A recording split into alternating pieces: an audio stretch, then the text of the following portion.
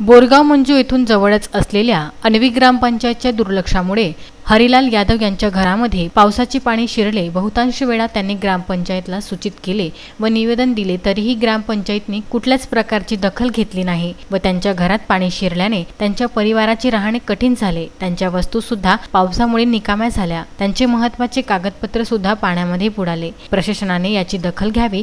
तसेच अन्वी ग्रामपंचायत अंतर्गत सम्राटनगर येथे सुद्धा लोकांच्या घरांमध्ये पावसाचे पाणी शिरले। याकडेही ग्रामपंचायतीचे दुर्लक्ष आहे। येथील परिवारातील व्यक्ती हे भयभीत झालेले दिसत आहे।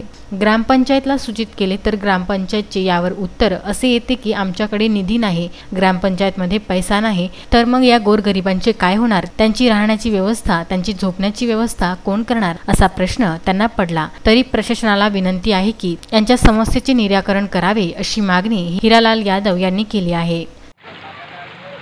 आमच्या घरामध्ये पाणी घुसलेलं आहे। सरपंचाच्या घरी आम्ही गेलो होतो। सरपंच स्टेटमेंट असं आहे की सरपंच म्हणते की मी येऊ शकत नाही, मी तिथे येऊन काय करू, मी काहीच करू शकत नाही, म्हणून हे नैसर्गिक आपत्ती याच्यावर काही घेणं नाही माझं।